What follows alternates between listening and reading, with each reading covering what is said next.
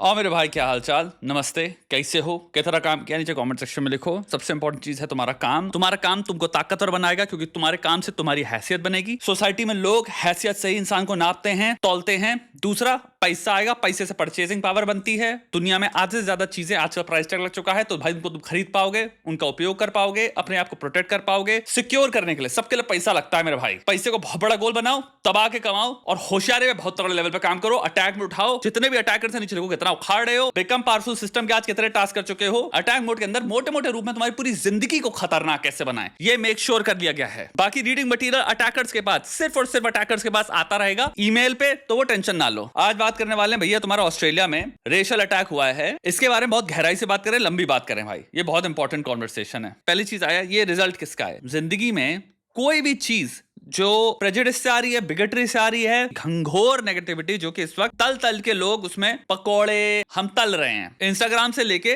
TikTok से लेके x, खासकर ट्विटर जो था, आपको ऐसे एक्सट्रीमिज्म पोलराइजेशन पे ले जाएंगे जिसकी कोई हद नहीं है। एक इंसान जो नॉर्मल जीवन जी रहा था, यानी कि भाई लोग होते हैं, मेरे को दुनिया में किसी से लेना देना नहीं है, मेरा काम बनता है, जिससे बनती है, जो अच्छा इंसान है उससे मेरा व्यवहार अच्छा होगा, ये आपकी जनरल भावना है। रिसेंटली आपने एक वीडियो देखा, कोई कूड़ा डाल रहा है, कूड़ा करकट कर रहा है, आपको थोड़ा गुस्सा है, आपको यार ये नहीं करना चाहिए यार, गंदगी फैलाते हैं यार। फिर आपको दूसरा वीडियो आया खाने का, इंडिया में देखो भाई खाना कैसे खा रहे हैं, कितनी गंदगी से खा रहे हैं। वो रील थोड़ी सी कॉमेडी थी, उसमें आपको हंसी भी आई, प्लस आप थोड़े से अचंबा में भी आ गए कि यार ऐसे गंदगी से रोड साइड फूड कोई कैसे खा सकता है। आपने कमेंट सेक्शन थोड़ी सी ज्यादा देर चेक किए, आपने उस सकता है एक दो कमेंट सेक्शन पे या फिर उस रील पे हार्ट कर दिया हो। नेक्स्ट 5 मिनट में अब आपके पास 5 रील्स ऐसे आ चुकी हैं 5 मिनट की स्क्रोलिंग में। मैंने कह रहा बाकी बीच में उधर उधर की रील्स नहीं आती, वो भी आ रही हैं, लेकिन सडनली अब रेट बढ़ता चला जा रहा है। 5 दिन के अंदर आपका रेट इतना ज्यादा हो चुका है और आप बहुत सारे जोक्स, बातें, फ्रेजेस अब आपके दिमाग में नॉर्मलाइज हो गए हैं because of repetition. Real life interactions में और इंटरनेट में फर्क क्या होता है। रियल लाइफ इंटरेक्शन में जब 4 लोग किसी एक पे जोक मारते हैं और वो देखेंगे उसको बुरा लग रहा है,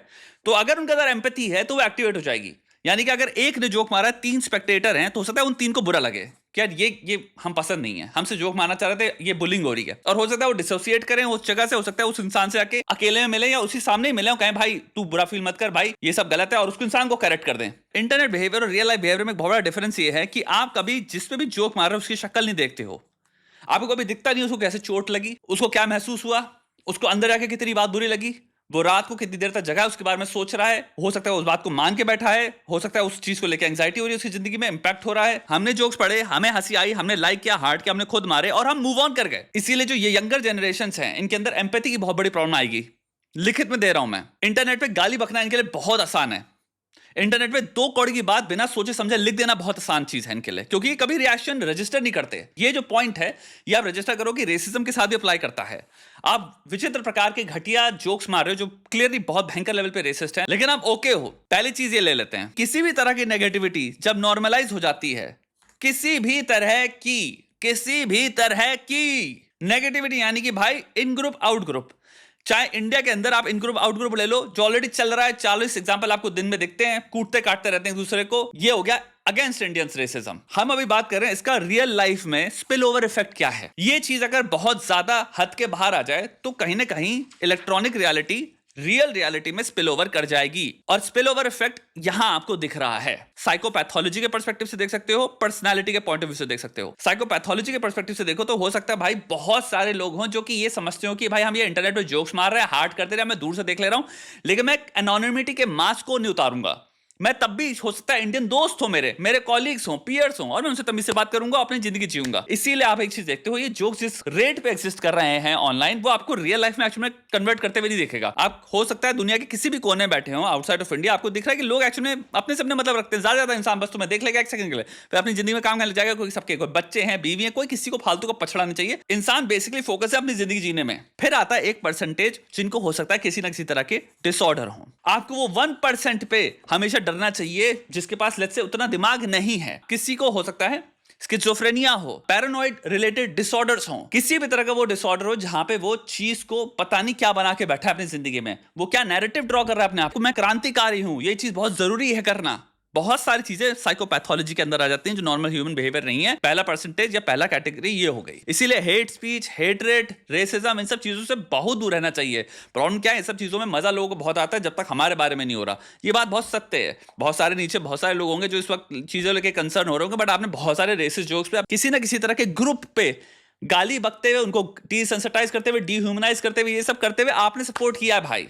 हमें किसी ना किसी ग्रुप की पोजीशन लेके बस इतना करना है, सामने वाले ग्रुप की इंसानियत छीन लेनी है। That's it. आप कंप्लीटली कन्विंस्ड हो, आपको घंटा फर्क नहीं पड़ेगा। आप one of the most empathic person हो सकते हो, लेकिन उनके बच्चे मर रहे होंगे, आपको फर्क नहीं पड़ेगा। आप कहोगे मैं तो इसको सपोर्ट करता हूं। फिर दूसरी परसेंटेज आती है भैया डार्क ट्राइड की। इसी में आप लेते हो लोग इंपल्सिव, रिएक्टिव, अग्रेसर्स। इनको एक सेकंड में बाहर आके आपका सर फोड़ देने में कोई फर्क नहीं पड़ेगा, क्योंकि ये इंपल्सिव है तो ये सोच ही नहीं रहे हम जेल जाएंगे, हम बदनाम होंगे। तीसरा आप आते हो भाई ग्रुप ऑफ लोगों का जो कि बहुत इजीली प्रोन है या ससेप्टेबल हैं टू ब्रेन वॉशिंग, किसी ना किसी एक्सट्रीमिस्ट, फैशिस्ट या इस तरह की आइडियोलॉजी में, जो बैठ के डिक्टेटरशिप को, व्हाइट सुप्रीमेसी को या किसी भी इस तरह की चीज को बड़े violently, aggressively, aggressive means aggressive proposals को लेके सपोर्ट करने के लिए खड़े हो जाएंगे। यानी कि भाई हमारा ग्रुप जब तक जिंदा रहे, हमें फर्क नहीं पड़ा दूसरे सामने वाले ग्रुप की नस्तिनाबूद हो जाए उनकी पॉपुलेशन, उनको ये बोलने में फर्क नहीं पड़ेगा। क्रिटिकल थिंकिंग इनमें बहुत लो होगी, पर्सपेक्टिव टेकिंग इनमें बहुत लो होगी, यानी कि दूसरे इंसान के पर्सपेक्टिव से सोच पाना। अगर जहां आपने दूसरे के पर्सपेक्टिव से सोच लिया, हो सकता है आप रीजनिंग ऑन कर लो, हो सकता है आपको दिख जाए कि भाई ये भी इंसान है, तो आप दूसरे का पर्सपेक्टिव ले ही नहीं सकते हो। तो क्रिटिकल थिंकिंग वहीं पे खत्म हो जाती है। क्रिटिकल थिंकिंग क्यों खत्म हो जाती है? क्योंकि आप अपने बायसेस को कभी छोड़ ही नहीं पाओगे। आप आइडियोलॉजीज में इतने स्ट्रिक्टली पकड़ के बैठे होगे जिससे कोई हद नहीं है। आप एम्पैथी को कंप्लीटली छोड़ दोगे, क्योंकि आपकी आइडियोलॉजिकल पोजीशंस को होल्ड करने के लिए आपको वायलेंस, अग्रेशन, इनको जस्टिफाई करना पड़ता है। अपने दिमाग को सीधा डिल्यूजन पे काम कर रहे हो कि भाई हम किसी क्रांतिकारी वाले जोन में हैं, अपनी रेस को हमें प्रोटेक्ट करना है, यहाँ पे रेस वॉर चल रही है। किस प्रकार के नोशन हो सकते हैं? व्हाइट सुप्रीमेसिस्ट नोशन हो सकते हैं उसमें, जिसमें वो आपको कुल मिला के कीड़े की तरह देखेंगे, एक पैरासाइट की तरह देखेंगे। उससे ऊपर आप चाहे कितना हीरो बन लो, कोशिश कर लो कि भाई हम इंग्रेशिएट कर सकते हैं अपने आप को, नहीं भाई, नहीं। आप चाहे लेट जाओ, कुछ भी कर लो, मागा ज्वाइन कर लो, कुछ भी कर लो, वो आपको कीड़े की तरह ही देखेंगे। और सच बताऊं, वो अपने व्यूज छुपाते हुए नहीं है, तो इनका आप कुछ नहीं कर सकते। जब नेगेटिविटी फट के पागल की तरह बाहर हो रही होती है, बुलबुला रही होती है, ये कॉन्सिक्वेंस होता है उसका। इस वीडियो में शायद जो दिखा है वो यही है कि बंच ऑफ तुम्हारे यंग लड़के ही हैं। हो सकता है इसके पीछे हो, क्योंकि एक और कोरिलेशन है यंग अडल्ट्स में बहुत तगड़े लेवल पे इंपल्सिविटी का। बहुत हाई इंपल्सिविटी, बहुत हाई रिस्क टेकिंग बिहेवियर, बहुत हाई अग्रेशन यंग लोगों में पाया जाता है, यंग अडल्ट मेल्स में। आपको कुछ बहुत बेवकूफ, हाईली इंपल्सिव, हाईली रिएक्टिव या highly aggressive, not even reactive aggressive, impulsive aggressive लोग चाहिए, जो सिंपल अब शक्ल देख के और रेसिज्म परोस दिया उसके अंदर, और ये इंसिडेंट्स बढ़ते चले जाएंगे, बढ़ेंगे। आप ये कह नहीं सकते कि हम सिर्फ आइडियोलॉजी वॉर हो रही है, इंटरनेट पे सिर्फ आइडियाज डिस्कस हो रहे हैं तो सिर्फ मीम बन रहे हैं। ये जो गटर खोल रखा है, इसका रियल इन्फेक्शन नहीं होगा लोगों के दिमाग में? ऑफ कोर्स होगा। एक से एक बेवकूफ नहीं बैठे जो इन चीजों पे एक्ट करेंगे, ऑफ कोर्स करेंगे। अब दूसरी चीज से बात करते हैं। ब्लैक लाइव्स मैटर्स जब हुआ था, BLM, पूरी दुनिया भाई साहब इस लेवल पे सठियाई थी, इसको हद नहीं है। सब खड़े हो गए थे, सब सपोर्ट में थे, रेसिज्म खत्म करो, अगेंस्ट ब्लैक्स। बढ़िया बात है भाई, रेसिज्म के खिलाफ बात हो रही थी। एक चीज देखो, इंडिया के खिलाफ ऑलमोस्ट अब 1 साल के ऊपर हो चुका है, आप इतना खतरनाक रेसिज्म देख रहे हो जिसकी कोई हद नहीं है। फाइनली रेसिस्ट अटैक्स भी चालू हो गए, रेसिज्म खुला चलता है, खुला खुला खुला, स्टीरियोटिपिकल, घिनौना, घटिया रेसिज्म इतना ओके है इस लेवल पे जिसकी कोई हद नहीं है। येट मैं ना कंजर्वेटिव्स, ना मैं प्रोग्रेसिव्स को खड़े होते हुए देखता हूं, ना मैं लिबरल मीडिया, प्रोग्रेसिव मीडिया को देखता हूं खड़े होकर इसमें बारे में ढंग से बात करें। मैं देखता हूं कुछ सब चुप्पी साथ के बैठे हैं। ये मैं हमेशा से नोटिस करता हूं कि भाई ऐसा क्या है। वीडियो पे अगर ब्लैक इंसान को व्हाइट लोग पिटाई कर रहे हो, व्हाइट सुप्रीमेसी सब कुछ हो जाएगा, पूरा जलजला बन जाएगा, दुनिया भर की सारी व्हाइट औरतें खड़ी हो जाएंगी प्रोटेस्ट करने इंडियंस के खिलाफ। मैं एक इंसान नहीं मानता इस पृथ्वी में जो बैठा है जिसको नहीं दिखता इंटरनेट पे किस लेवल का रेसिज्म चल रहा है, बट जिस लेवल का रेजिस्टेंस होना चाहिए वो है ही नहीं। दूसरी चीज, ना इंडियंस में है। उसका एक रीजन क्या हो सकता है? हमारे स्पोक्स पर्सन जो हैं, उन्हें अपनी शायद ऑडियंस नहीं खोनी, अमेरिकन बॉर्न है, इंग्लिश बॉर्न है, वो ऐसे प्रिटेंड करते हैं जैसे वो इंडियन है ही नहीं। एक चीज नोटिस करना, आई थिंक उन सबके पास अच्छे खासे एक व्हाइट या तुम कह लो फॉरेन पॉपुलेशन है, तो वो खुश हैं, पर पता नहीं क्यों हेड ऑन रेसिज्म के खिलाफ बोलने में उनको प्रॉब्लम होती है कि हम मेंटल नहीं लेंगे। भाई रेसिज्म से ज्यादा गलत चीज क्या हो सकती है 1.5 से लेकर 2 बिलियन लोगों पे? क्योंकि ऐसा नहीं है लोग यहाँ पे जो रेसिज्म हो रहा है कि Indians coming out of India, ना भाई, स्ट्रेट अप इंडियंस के खिलाफ हो रहा है भाई। चाहे ब्रिटिश बॉर्न हो, अमेरिकन बॉर्न हो, कहीं के भी बॉर्न हो, किसी को घंटा फर्क नहीं पड़ता। पहला आई थिंक मुझे लगता है कमजोरी जो है वो है कि इंडियंस ही जिनके पास पावर है वो खड़े नहीं होते, बोलते नहीं है, तो उसको एक वर्ल्ड वाइड मूवमेंट बन ही नहीं पाएगा, क्योंकि भाई दूसरे नहीं खड़े होंगे तुम्हारे बिहाफ पे, तुम्हें खड़ा होना पड़ेगा, फिर वो दूसरे तुम्हें देख के तुम्हें सपोर्ट करने के लिए खड़े होंगे। बट सबसे पहली आवाज इंडियंस को ही उठानी पड़ेगी कि भैया ये सर के बाहर जा चुका है, खतरनाक लेवल पे घिनौने वायलेंट बिहेवियर को जन्म देगा, प्लस ये इन इटसेल्फ वायलेंट है, और ये बहुत ही फक्ड अप चीज है कि भाई ग्लोबली ओके है ये, सारे लिबरल सारे प्रोग्रेसिव वरना तो पागल रहते हैं सारी राइट्स के लिए, इक्वालिटी के लिए, इक्विटी के लिए, सबके लिए, और यहां पे सब चुप्पी साथ के सोए बैठे हैं। कुछ तो है जहां पे मैं इतना बोलूंगा लिबरल्स और प्रोग्रेसिव भी कंप्लिसिट हैं, ये कंप्लिसिट हैं भाई, इसमें ये भी एंजॉय करते हैं लेटेंटली। आपका सबसे लिबरल इंसान, सबसे प्रोग्रेसिव फ्रेंड, वो दुनिया भर के किसी भी माइनॉरिटी ग्रुप की राइट के लिए अपने आप को छलांग लगा देगा, वो सुपरमैन बन के आगे बीच में खड़ा होके रोक लेगा अपने आप को किसी भी मॉन्स्टर से, तैयार है वो करने को। वो सडनली इधर चीज में देखते हो आप, वो चुप्पी है। क्यों? क्योंकि हो सकता है, एक इसका रीजन ये है कि आपने कुछ ऐसे वीडियोस देखे हैं जहां पे आप काइंड ऑफ लगता है कि यार ये लोग तो गलत कर रहे हैं। हो सकता है अभी रिसेंटली तुम्हारा कनाडा में वीडियो वायरल हुआ था जहां पे इंडियन कपल ही था या इंडियन लोग थे, कार रोक के कूड़ा फेंक रहे हैं।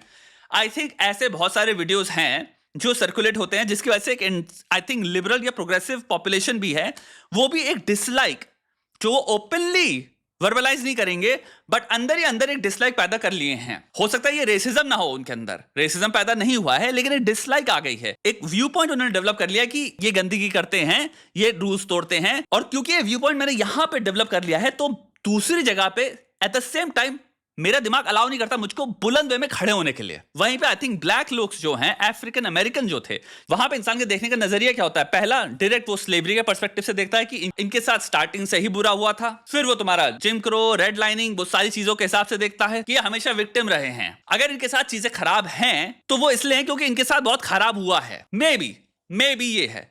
इंडियंस के साथ आई थिंक जब इंसान देखता है इंडियंस को, उसको दिखता है एक फॉरेनर जो यहां आया है, जिसके बारे में वो कुछ भी नहीं जानते। I don't think average foreigner Indians के बारे में कुछ भी जानता है। शायद तुम्हें लगता है तुम इंडियन हो, इसलिए तुम इंडियन के बारे में जानते हो, लेकिन अगर तुमसे मैं किसी भी कंट्री के बारे में पॉइंट कर दूं, केन्या के बारे में, मैं कहूंगा अभी अर्जेंटीना के बारे में, तुम उनके कल्चर या उनके कंट्री के बारे में कुछ नहीं जानते, उनके इतिहास के बारे में वेरी लाइकली। तो सेम प्रिंसिपल अपने आप पे भी रखो। एवरेज जो ग्लोबल पॉपुलेशन है वो ये बिहेवियर से डायरेक्ट अपना स्टार्ट करती है व्यू पॉइंट लिखना, एंड इधर जब आप एक अनप्लेजेंटनेस ऑलरेडी बुन ली हो, क्रिएट कर ली हो, तो वो आपको रोकती है एक्टिवली एक्टिविस्ट बनने में या एक्टिविज्म में एंगेज करने में, मुझे लगता है। जो आई एम प्रीटी श्योर काफी लोग होंगे जो देख के कहते होंगे यार ये गलत भी है, लेकिन साइमल्टेनियसली आप उतने वीडियोस भी देख रहे हो जिसकी वजह से आई थिंक आपके दिमाग में कॉग्निटिव डिसोनेंस आ जाता है, आप कंफ्यूज हो जाते हो और आप एक्शन नहीं ले रहे हो। क्योंकि मैं नहीं मान सकता भाई तुम्हारे ये प्रोग्रेसिव लिबरल्स ऐसी कोई फाइट ना हो जिसमें मुंह literally head first face first plant नहीं कर देते अपने आप को ये। और मुझे चीज समझ नहीं आती, for the longest period time, एक साल हो गया, सबके पास डेटा है, तुम एंड्रू टेट पे 500 आर्टिकल्स लिख चुके हो, मैस्कुलिनिटी पे इनका एक दिन नहीं जाता एक आर्टिकल ना लिखे। न्यूयॉर्क टाइम्स से लेके मैं सबका देखता हूं, वो किसकी बात कर रहे हो आप? इंटरनेट की ही तो बात कर रहे हो, इंटरनेट पे क्या हो रहा है उसकी बात कर रहे हो ना, तो क्या आपको ये नहीं दिख रहा? कहां गई तुम्हारी जर्नलिस्टिक कवरेज और सब कुछ?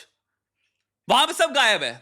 और ये चीज मैं देख रहा हूं कि आपको इतना बड़ा फिनोमेनन इतनी बड़ी ग्लोबल पॉपुलेशन के साथ हो रहा, आपको नहीं दिख रहा, जिसमें अब वायलेंस भी हो चुका है। वायलेंस ये पहला नहीं है by the way episode, Canada में भी केसेस हैं जहां पे गोली वोली मार दी गई है भाई। अब एक ग्लोबल पर्सपेक्टिव लाओ, दुनिया में एक और चीज हो रही है, अगर आपको नहीं पता तो भैया जी, ग्लोबली फार राइट इनमें एक बहुत भयंकर सर्ज आया है। तो साइमल्टेनियसली 50 फैक्टर हैं, क्योंकि भाई यूरोप में तुम्हारी इतनी भयंकर माइग्रेंट पॉपुलेशन आ चुकी है, migrant population related migrant crimes जो हैं उन पे इतना भयंकर फोकस है, नेटिव्स लोग सेफ नहीं फील कर रहे हैं। उसी को कपल करो इन्फ्लेशन से, महंगाई इतनी ज्यादा बढ़ गई है, घर के प्राइसेस इतने ज्यादा बढ़ गए हैं, जिंदगी जीना जितना आराम से हुआ करता था उतना आरामदायक रहा नहीं यूरोपियंस के लिए, एम्प्लॉयमेंट जॉब्स बहुत मुश्किल हो गई मिलना।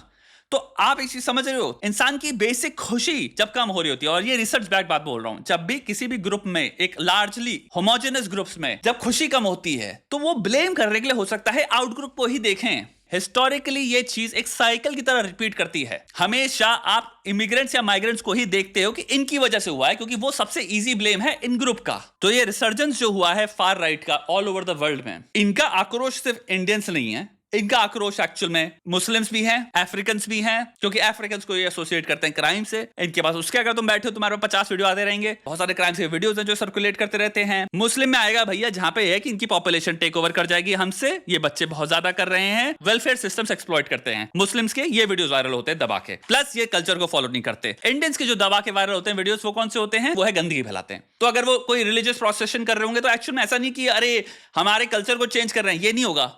एक्चुअल में इंसान जो भी नीचे कर रहा होगा, देखो कितनी गंदगी फैलाई। आपको पता नहीं कितने वीडियोस हैं जहां पे गंदगी फैला रहे हैं, गंदगी फैला रहे हैं, गंदगी फैला रहे हैं, और स्मेल स्मेल स्मेल स्मेल। तो गंदगी से रिलेटेड पहला है। दूसरा है लड़कियों को लेके, नाबालिग लड़कियों को, वहां पे आपके बहुत सारे वीडियोस वायरल हो रहे हैं, नाबालिग लड़कियों से बातें करते हैं, नाबालिग लड़कियों से वो करते हैं, इनके अंदर प्राइवेट स्पेस नहीं होता, घूरना, टच करना, ये सब एकदम ही क्रीप है। मेरे पास भरे में, अगर मैं चाहूं तो खुद ही आपके साथ शेयर कर सकता हूं। अभी हाल में वीडियो वायरल हो रहा है जहां पे एक इंडियन लड़के ने क्या किया, किसी आशिकी में आ गया, गोरी लड़की से, आई थिंक कनाडा में, उसने जीपीएस ट्रैकर लगा दिया उसकी कार में कि वो कहां जाती है उसको देखना है। ये आशिकी एक्चुअल हमारे देश में भली भांति वाकिफ है हम सब इससे। किसी का व्हाट्सएप हैक कर लेंगे, उसके सारे मैसेजेस देख लेंगे, उसका जीमेल क्रैक कर लिया, उसका जीपीएस लगा लिया, उसकी लोकेशन पूरी देख रहे हैं। यही बिहेवियर वो वहां पे करने लग गया किसी लड़की के साथ, तो अब वो वायरल न्यूज बनी हुई है। अभी तुम्हारा इस वक्त जुबीली में एक वीडियो है, बहुत बड़े लेवल पे वायरल जा रहा है, मेहदी हसन का, जो जर्नलिस्ट था, आई थिंक अल जजीरा में, आई थिंक उसने आपको छोड़ दिया। वो मुझे नहीं पता था भाई, मेहदी जो था जर्नलिस्ट या है, वो इंडियन है, उसके पेरेंट्स इंडियन है, मुझे बात पता नहीं थी। बहरहाल अगर आप उस एपिसोड में देख सकते हो एज एन इंडियन कि मोटे मोटे पे आपको दिख जाएगा जो आइडियोलॉजी है, मोटे मोटे में एक बहुत एक्सट्रीमिस्ट चंक है इन राइट विंग आइडियोलॉजीज में इस वक्त, जो आपको सिंपल स्किन कलर से देख रहे हैं और आपके बारे में जीरो एम्पैथी है, मोस्ट हर्टफुल हार्मफुल ख्याल से इनके इंटेंशंस हैं, उन्हें घंटा फर नहीं पड़ता। ये कन्वीनियंटली हो सकता है उस मोमेंट में बोल रहे हो कि हाँ आप लीगली आ रहे हो, हाँ आप आओ, हमें कोई फर्क नहीं पड़ रहा। ये टेक्निकली इनकी भावनाएं कंप्लीट रिमूवल पे हैं। टोटल व्हाइट सुप्रीमेसिस्ट आइडियोलॉजी आपको दिखेगी। पैनल के लोग हैं जो इनके कॉमेंट्स आ रहे हैं कि भाई मैं Mehdi he was smelling so much, वही सेम इंडियन स्मेलिंग वाला जोक, तो मैं इसलिए गया ही नहीं पैनल पे। कुछ वीडियोस हैं मेरे पास जहां पे मैं देख रहा हूं इंडियंस को ही बैठ के समझा रहे हैं ट्विटर पे, कोई इंडियंस को गाली वगैरह उसको समझा रहे हैं। एक्चुअल में ना ये नॉर्थ इंडियन होते हैं, आई थिंक ये मेरे पास पूरा ट्वीट पड़ा है, ये नॉर्थ इंडियन होते हैं जो ये करते हैं। एक्चुअली आप साउथ इंडियन से ऐसा है, और वो इंसान नीचे ऐसा गरिया रहा है उसको कि I don't give a fuck, वो कहां नॉर्थ से हो, साउथ से हो, कुछ भी हो, तुम्हें लगता है मुझे फर्क पड़ता है, तुम, मुझे प्रॉब्लम है तुम सारे इंडियन से। तुम्हें क्या लगता है उसका रिप्लाई क्या होगा उसके बाद नीचे, कि वो इंडियन क्या कहेगा, कहेगा भाड़ में जाओ। तुम ये सोचोगे कि अच्छा भैया तुम तो रेसिस्ट ही हो, फिर ठीक है। नीचे वो और गिड़गिड़ा रहा है, आई अंडरस्टैंड योर फीलिंग्स। तो एक बहुत बड़ा सेगमेंट इंडियंस का ये भी है कि भैया अंकल टॉम कहे इनको, या जो भी कहो, कि भैया अंकल रकस कह लो इनको, कि ये अपने में ही नफरत कर लें कि भैया गोरे हमें प्यार कर लें। मैं आपको एक बात बहुत जेन्युइन बताना चाहता हूं अपने दिल से, भाई साहब बहुत सारे राइट विंग वाले लोग हैं जो कि एक्चुअली बड़े एक टाइम पे मागा के क्राउड से, जब से ट्रंप अगेंस्ट हुआ है तब शायद थोड़ा रुक गए, बट उससे पहले बड़ा मागा मागा करते थे, बड़ा खुश थे कि रिपब्लिकन मागा आ रहा है, ये वो। भाई जी ये आपसे नफरत करते हैं, एक बहुत बड़ा चंक है, मैं कह रहा हूं इनमें, जो व्हाइट सुप्रीमेसी से आ रहा है। ये आपको, आपके फैन नहीं है, आप चाहे कितना चट लो। इसी में से क्राउड दूसरा भी आपको दिखता है, जो तुम्हारा Israeli we love Israeli women, ये जो मीम बने थे बीच में, बहुत बड़े लेवल वायरल हुए थे। इजरायली गवर्नमेंट और इंडियन गवर्नमेंट हो सकता है अलायंस में हो, बट वो गवर्नमेंट अलायंस में है, लोगों का ठेका मत लो। अपनी एक सेल्फ रिस्पेक्ट नामक चीज होती है। ये मैं इतने वीडियोस और इतने ज्यादा मैं वो चीजें देख चुका हूं जहां पे भाई इंसान भारतीय गाली खा रहा है, गाली खा रहा है सामने वाले से, कह रहा है नहीं मैं आपसे प्यार करता हूं। ये कौन सी चाटने वाली बात है भाई, ये कहां से हम सीख रहे हैं? और ये मुझे मागा वाले क्राउड में भी दिखता था, मैं कभी बोलता नहीं था बात, भाई ये तुम्हारे दोस्त नहीं है, ये तुम्हें इंफीरियर की तरह ही देखेंगे। बहुत रेसिज्म है इसमें, बट लेटेंट है मे बी, और ट्विटर पे तो ये सब चीजों तो ओपनली है, तुम्हें अपने की तरह नहीं देखते। ये H1B वीजा पे पूरा मागा खड़ा है अगेंस्ट उसके, उसमें ध्वस्त हो गया विवेक रामास्वामी। एक बार प्रोटेक्शन में उसके फॉर में उसने अपने कल्चर को आगे करने के लिए कि इंडियंस कैसे आगे बढ़ते हैं, उसने वो रखा था। उसके बाद से उसका करियर देखो क्या हुआ, एक टाइम पे फोर फ्रंट पे था, ऐसा अगेंस्ट हुआ मागा क्राउड उसके जिसकी कोई हद नहीं है। कॉमेडियन सबने रोस्ट कर डाला था। उसके बाद तुम्हारा इलॉन मस्क खड़ा हुआ था H1B वीजा के लिए। H1B वीजा में मोस्टली किसकी बात हो रही है? इंडियंस की ही बात हो रही है भाई, सबको पता है। सिंपल मेहदी हसन का जो जुबिली वाला है ना, उसमें एक बार 5 सेकंड के लिए लेफ्ट राइट सब छोड़ के भूल जाओ और एकदम जीरो से शुरू होकर देखना स्टार्ट करना। ये गोरे लोगों की बात कर रहे हैं बस, बहुत ज्यादा व्हाइट सुप्रीमेसी भी है, और ये बहुत बड़ी एक वॉइस है ट्रंप मूवमेंट में, या ट्रंप के तुम्हारी जो वो है। मैं नहीं कह रहा कंजर्वेटिव सारे ऐसे होते हैं, नहीं, कंजर्वेटिव मूवमेंट का मतलब कुछ और ही होता है, कंजर्वेटिव फिलॉसफी कुछ और ही है, ये एक अलग चीज है। तुम यहां बात कर रहे हो राइट विंग फैशिज्म की, और ये सुपर राइज में है दुनिया में इस वक्त। समराइज करते हुए इस वीडियो को मैं ये कहूंगा कि भाई अपने लिए खड़ा होना स्टार्ट करो, अंग्रेजों की चाटना बंद करो, कंप्लीटली शट ऑफ करो भाई चाटना ऑनलाइन। ये ब्लेम गेम जो खेलते हैं ना नॉर्थ वाले साउथ वाले, वो तुमको एक ही तरह देखते हैं मेरे भाई, तुम उनको नहीं समझा सकते। ये मैं तुम्हें कैसे समझाऊं तुमको, जैसे तुम्हें नहीं पता नुआंस क्या है किसी भी दूसरे कंट्री के कल्चर के बारे में, और वो बैठ जाए तुम्हें समझाने, तो तुम्हारे पास टाइम नहीं है। टू बी वेरी ऑनेस्ट, तुम्हारी जिंदगी में 500 चीजें ऑलरेडी चल रही है। तुम किसी से प्यार करते हो, किसी से लात खाए हो, किसी को पाना है, करियर है, घर में 4 नौटंकियां चल रही है, दोस्त ही है, तुम्हारे पास टाइम नहीं है किसी कल्चर के बारे में जिसके बारे में तुम्हें कोई लेना देना नहीं है। तुम कभी नहीं जाने वाले कि बैठ के उनकी हिस्ट्री जानू, ज्योग्राफिकल नुआंसेस जानू, किसी के पास टाइम नहीं है। तुम्हें लगता है कि एवरेज अमेरिकन को घंटा भर पड़ रहा है नॉर्थ इंडिया साउथ इंडिया क्या है? तुम स्पेशली तुम बात कर रहे हो राइट विंग फार राइट एक अमेरिकन से जो कि कदम नहीं रखेगा उसके बारे में। इंडिया अगर वर्ड वो सुनता तो एसोसिएट करता, पता नहीं कितनी घटिया चीजों से, वो उसके मुंह से जो बातें सुन लो तुम्हें शर्म आ जाए। तुम्हें लगता है वो कहेगा अच्छा एम्पैथी के हिसाब से बताओ, अच्छा आप गलत नहीं है क्या, अच्छा आप तो अच्छे हैं बाकी इंडियंस गंदे हैं। ओह ये इंडियन से बड़ा भयंकर ट्रोप होता है भाई, मैं नहीं हूं, मैं अच्छा हूं, ये बाकी इंडियन सारे गंदे हैं, मुझे अपना लो। मैं अपने आप को रख के बता रहा हूं आपको सेंटर में, जो भी जिस भी इंडियन के साथ हो रहा है भाई साहब, पूरी पॉसिबिलिटी मेरे साथ भी होगा। चाहे मैं कितना अच्छा दिख रहा हूं, कितने अच्छे तरह से कपड़े पहन रखे हो मैंने, चाहे कितने महंगे कपड़े पहन रखे हो, चाहे कितनी अच्छी बिल्ट हो, चाहे कितनी अच्छी मसल्स हो, कोई फर्क नहीं पड़ता दादा। सेल्फ इन्वेस्टमेंट देखो, मैं अपने में सबसे ज्यादा इन्वेस्टेड हूं, क्लियरली मैं तो स्पेशल हूं ना, मैं बाकियों से अलग हूं। नहीं नहीं नहीं नहीं नहीं, जैसे तुम्हारी नजर में दुनिया है एग्जैक्टली वैसी तुम दुनिया की नजर में इंडियन हो। अगर वो इंडियन वर्ड्स उसको प्रॉब्लम है, तुम उसके अंदर आते हो, खत्म बात। उसके बाद चाहे तुम कितने कूल हो, कितने सुंदर बाल हो, चाहे कितने तेज हो, जहां उसको वक्त मिलेगा तो उनसे वो एक अनप्लेजेंट चीज हुई। मैंने ये सेम चीज रामास्वामी से देखा था, जब तक वही बातें कह रहा था जो कि भाई उसकी मागा क्राउड को बड़ा अच्छा लग रहा था, सब उसको चढ़ा रहे थे। एक बात उसको कहनी पड़ी पिस ऑफ होने की, जो रेसिज्म आया है पढ़ लेना नीचे, ला दिया था सबने उसको वापस इंडियन पे ही। एक सेकंड में आप रिड्यूस हो गए थे। इस वक्त आकाश पटेल के साथ चल रहा है, एप्स्टीन वाला केस हुआ, ठीक है, सारे इंडियन जोक आ गए इस पे सारे। जब तक वो तुमको कन्वीनियंटली यूज कर सकते हैं वो कर लेंगे, जहां तुम्हारा यूज खत्म है तुम्हारी औकात फिर उनके लिए यही है। वो बराबर नहीं समझते तुमको। और ये बात समझो, मैं एक जनरलाइज वे में नहीं कह रहा हूं, मैं नहीं कह रहा सारे गोरे लोग या कुछ भी, मैं बात कह रहा हूं भाई ये जो क्राउड है जो ओपनली अपने आप को कह रहा है हम इस मूवमेंट के पार्ट हैं, हम ये हैं, तुम एक चीज देखोगे ये अपने ग्रुप में क्या बात करते हैं, अपने इनके व्हाट्सएप ग्रुप में, अपने इंस्टाग्राम ग्रुप में क्या शेयर कर रहे हैं, इनकी रियल भावना क्या है। जिस दिन जान लोगे ना तब पता चलेगा तुम्हारे बारे में क्या सोचते हैं, क्या मीम शेयर कर रहे हैं। ये उसमें नुआंस नहीं होता कि नॉर्थ और साउथ। गोरा इंसान मुझे बस एक्सेप्टेंस दे दे, चाहे वो दुनिया का सबसे ग्रेसेस्ट गोरा हो, लाते चप्पल उसका बेल्टे मारेगा, कहेगा मार लो जी, बट ये मत कहो कि मैं इनके जैसा हूं। अंकल रकस से भरे हुए भाई हम लोग। इसका मतलब ये नहीं है कि भाई जो सिविक सेंस पे जितनी भी बातें हैं, जो भी चीजें गलत दिखती हैं उनको गलत ना कहो, लेकिन वो टॉपिक ए है, रेसिज्म टॉपिक बी है। जो इंसान तुम्हें रेसिज्म के प्रिज्म से, रेसिज्म के लेंस से नीचा देखता है, उसको वो सिर्फ यूज कर रहा है सिविक सेंस को जस्टिफाई करने के लिए अपना आर्ग्यूमेंट। अभी तुम्हारा परफेक्ट सिविक सेंस भी होता तब भी वो तुम्हें अपने से नीचे ही समझता और कोई ना कोई और चीज बना के तुमको नीचे कर रहा होता। तो इसका मतलब ये नहीं है सिविक सेंस को क्रिटिसाइज नहीं करना चाहिए। अगर कोई भारतीय कूड़ा फैला रहा है वहां पे या किसी नाबालिग लड़की से बातें कर रहा है तो वो गलत नहीं है, ऑफ कोर्स वो गलत है और उससे बात करना अच्छी बात है वो, लेकिन टॉपिक ए हो गया। आप यूज क्या कर रहे हो, इंसिडेंट्स जस्टिफाई करने के लिए अपनी रेशियल भावना, जो कि अदरवाइज आप ओपनली बोल नहीं सकते क्योंकि लोग कहेंगे ये रेसिस्ट है। लेकिन जब आपके पास ये चीजें मिल जाती हैं तो आप कहते हो देखो ना ये कर रहे हैं, वो कर रहे हैं, ये कर रहे हैं, वो कर रहे हैं। आप नहीं कहते हाँ यार ये चीजें तो खराब हैं, अब मैं निकाल सकता हूं, हेंस देयरफॉर